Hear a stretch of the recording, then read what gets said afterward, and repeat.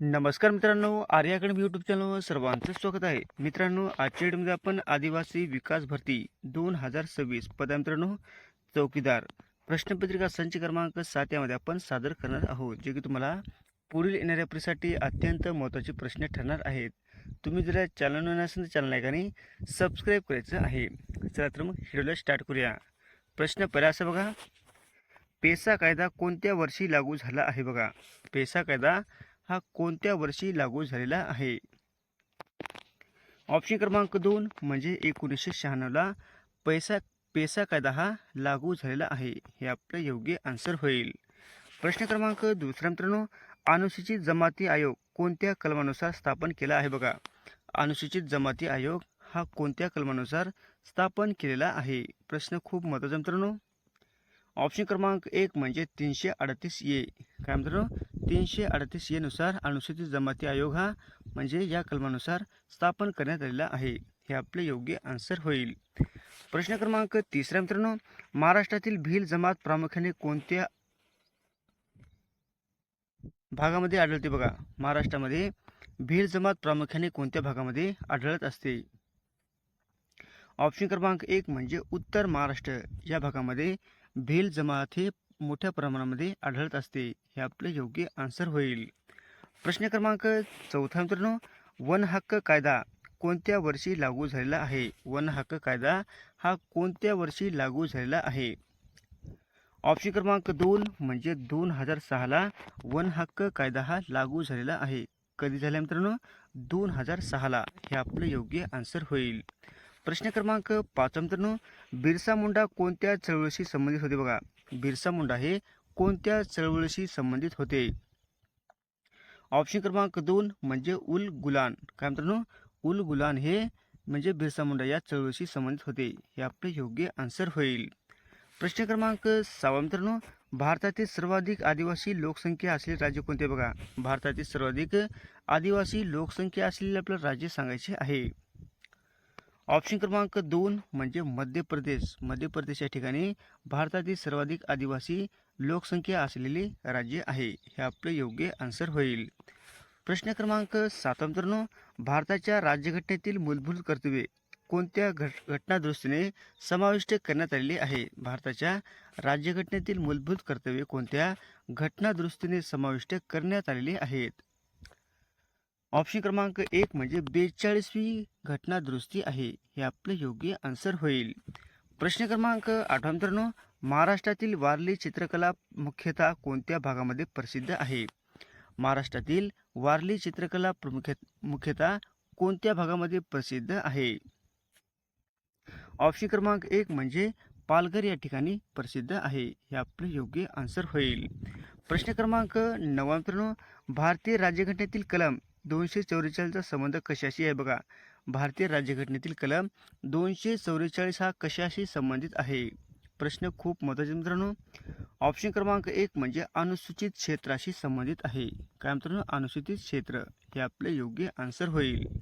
प्रश्न क्रमांक 10 मित्रांनो, महाराष्ट्रातील कातकरी जमात प्रामुख्याने कोणत्या भागामध्ये आढळते? बघा, महाराष्ट्रातील कातकरी जमाती प्रामुख्याने कोणत्या भागामध्ये मोठ्या प्रमाणात आढळत असते? ऑप्शन क्रमांक 1 म्हणजे कोकण या भागामध्ये कातकरी जमाती मोठ्या प्रमाणामध्ये आढळत असते. हे आपले योग्य आन्सर होईल. प्रश्न क्रमांक 11 मित्रांनो, ऑपरेशन सिंदूर हे 2026 मध्ये कोणत्या क्षेत्राशी संबंधित होते? बघा, ऑपरेशन सिंदूर हे कोणत्या म्हणजे 2026 मध्ये कोणत्या क्षेत्राशी संबंधित होते? ऑप्शन क्रमांक 1 म्हणजे संरक्षणाशी संबंधित होते. हे आपले योग्य आन्सर होईल. प्रश्न क्रमांक 12 मित्रांनो, भारताचे पहिले आदिवासी राष्ट्रपती कोण होते? बघा, भारताचे पहिले आदिवासी राष्ट्रपती कोण होते ते आपल्याला सांगायचे आहे. ऑप्शन क्रमांक 1 म्हणजे द्रौपदी मुर्मू हे भारताचे पहिले आदिवासी राष्ट्रपती आहेत. हे आपले योग्य आन्सर होईल. प्रश्न क्रमांक 13 मित्रांनो, महाराष्ट्रातील भामरागड क्षेत्र कोणत्या जिल्ह्यात आहे? बघा, महाराष्ट्रातील भामरागड हे क्षेत्र हे कोणत्या जिल्ह्यामध्ये आहे आणि हे प्रसिद्ध ठिकाण आहे मित्रांनो? ऑप्शन क्रमांक 2 म्हणजे गडचिरोली या ठिकाणी भामरागड हे क्षेत्र आहे. हे आपले योग्य आन्सर होईल. प्रश्न क्रमांक 14 मित्रांनो, भारताच्या संविधानाचा आत्मा कोणत्या भागाला म्हटले जाते बघा. भारताच्या संविधानाचा आत्मा हा कोणत्या भागाला म्हटले जाते. ऑप्शन क्रमांक 2 म्हणजे उद्देशिका, म्हणजे आपण त्याला उद्देश पत्रिका सुद्धा म्हटले जाते. म्हणजे ऑप्शन क्रमांक 2 म्हणजे उद्देशिका हे आपलं बरोबर आन्सर होईल. प्रश्न क्रमांक 15 मित्रांनो, मलेरिया हा रोग कोणामुळे होतो बघा, म्हणजे कोणत्या कशामुळे होतो असा प्रश्न आहे मित्रांनो. ऑप्शन क्रमांक 3 म्हणजे प्रोटोझोआ यामुळे मलेरिया हा रोग होऊ शकतो. हे आपलं योग्य आन्सर होईल. प्रश्न क्रमांक 16 मित्रांनो, भारताचा नेपोलियन म्हणून कोणाला ओळखले जाते बघा. भारताचा नेपोलियन म्हणून कोणाला ओळखले जाते. ऑप्शन क्रमांक 1 म्हणजे समुद्रगुप्त यांना भारताचा नेपोलियन म्हणून असे ओळखले जाते. हे आपले योग्य आन्सर होईल. प्रश्न क्रमांक 17 मित्रांनो, भारतीय राज्यघटनेतील कोणते कलम शिक्षणाचा मूलभूत अधिकार प्रदान करते बघा. भारतीय राज्यघटनेतील कोणते कलम आहे शिक्षणाचा मूलभूत अधिकार हा प्रदान करते. ऑप्शन क्रमांक 2 म्हणजे 21A. काय मित्रांनो, 21A हे कशाचे आहे, शिक्षणाचा मूलभूत अधिकार प्रदान करणारे कलम आहे. हे आपलं योग्य आन्सर होईल. प्रश्न क्रमांक 18 मित्रांनो, महाराष्ट्रातील कोरकू जमात प्रामुख्याने कोणत्या भागामध्ये आढळते बघा. महाराष्ट्रातील कोरकू जमात ही प्रामुख्याने कोणत्या भागामध्ये मोठ्या प्रमाणामध्ये आढळत असते. ऑप्शन क्रमांक 1 म्हणजे मेळघाट या ठिकाणी कोरकू जमात ही मोठ्या प्रमाणामध्ये आढळत असते. हे आपले योग्य आन्सर होईल. प्रश्न क्रमांक 19 मित्रांनो, खालपैकी कोणता ग्रह लाल ग्रह म्हणून ओळखला जातो बघा. खालपैकी कोणता ग्रह आहे तो लाल ग्रह म्हणून ओळखला जातो. ऑप्शन क्रमांक 2 म्हणजे मंगळ ग्रह हा लाल ग्रह म्हणून ओळखला जातो. हे आपले योग्य आन्सर होईल. प्रश्न क्रमांक 20 मित्रांनो, भारतातील सर्वात मोठे गोड पाण्याचे नैसर्गिक सरोवर कोणते आहे बघा. भारतातील सर्वात मोठे पाण्याचे नैसर्गिक सरोवर कोणते आहे, म्हणजे गोड पाण्याचे सरोवर कोणते आहे. ऑप्शन क्रमांक 2 म्हणजे उलर काय आहे, भारतातील सर्वात मोठे गोड पाण्याचे नैसर्गिक सरोवर आहे. हे आपले योग्य आन्सर होईल. प्रश्न क्रमांक 21 मित्रांनो, नोबेल पारितोषिक मिळवणारे पहिले भारतीय कोण होते बघा. नोबेल पारितोषिक मिळवणारे पहिले भारतीय आपल्याला सांगायचे आहेत.